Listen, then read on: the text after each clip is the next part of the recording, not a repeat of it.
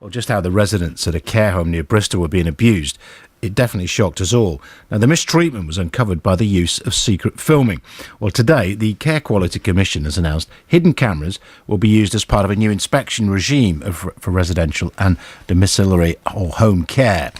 Debbie Westhead is the Deputy Chief Inspector of Adult Social Care at the Commission. There are thousands of staff out there who are very skilled, very experienced and doing a fantastic job, and there's a very small minority of people who just quite frankly should not be working in the business. And of course cameras should always be balanced against the privacy and dignity of the individual. My advice would be, is anybody got any concerns about the care of their loved ones, please speak to the provider or the manager of the home. Unfortunately, if they do not respond as they should do, then please contact the Care Quality Commission, because we will listen. We'll listen to what people have to say and we'll act on people's behalf. Well, Robert Godson and his wife Gail run Home Instead, an adult social care service in West Lancashire, which has been judged outstanding by the government watchdog, the Care Quality Commission. And Robert says he welcomes the guidance. You should have an open door culture in your business where not only staff but also clients, if they feel they have a concern, can actually go and report the issue, no matter how contentious or minor, and then obviously stand back and expect the appropriate action to be taken, which includes thorough investigations and action. Appropriate action should be taken if necessary. For ourselves, this is a staffing issue. It's about talking to our staff, embracing so that they can embrace this latest legislation and latest guidance.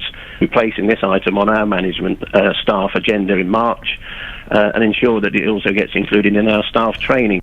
Well, let's hear next from Russ McLean. He's the chair of the East Lancashire Patient Voice Group, and I asked him earlier today if this is a good move or not. Agree totally with your previous contributors to the programme. This is very, very good news for patients, but there is a flip side to this, and that is that it's also good news for the staff who work in the industry. Let's not forget that there are out there, unfortunately, difficult patients that we all have to work with day in, day out, and sometimes we in the care industry are falsely accused of things. So there is a flip side to it. There is a good side to it. If you're not doing anything untoward, why worry? I certainly think there will be some people out there, some agencies that will object to this. But for a long time now, there's been a misnomer about the recording of audio and visual material. It's not illegal to record anyone doing anything. The actual offence comes when you share that recording with someone. You will have to get the permission of that patient. It will have to be recorded in their own room, so you couldn't do it on a main ward. So we're talking about care homes and hospitals and in private rooms. I mean, just from your title, Patient Voice Group, some probably would be thinking you may come down on a different angle on this. But I mean, it's hard to balance, isn't it, Russ, between protecting people and their rights and then respecting their right to privacy too. Yes, it is. And I think when I read through the guidance in the early hours of this morning, I was quite worried that there would be those people out there, because there will be people who see this as a green light to go in and put cameras in everywhere.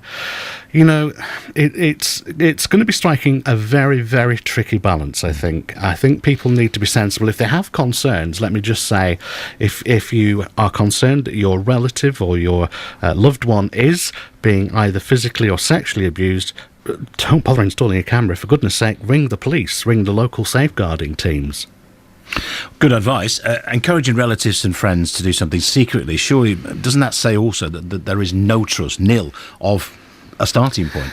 Well, I think we live in very sad times. One of your previous contributors said something which alluded to the fact that staff often get accused of doing things. I think we have to strike that balance. I think it's common sense, isn't it? There are those people that will want to go out and put cameras in everywhere, and my concern is that it will be overkill. You can't tar over everyone with the same brush.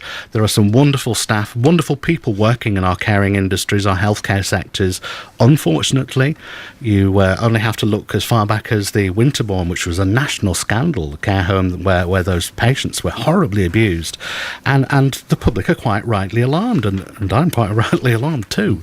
But I suppose, like anything in modern life, we see the pictures, we see documentaries, we'll see video evidence of some of this that's terrible abuse that's gone on, and quite rightly that's been dealt with. However, I'm sure that there are many more that have been either not even got to court, but have been proved the other way, that nothing happened. That's right, and for that very reason, that's why I'm happy that it will help staff.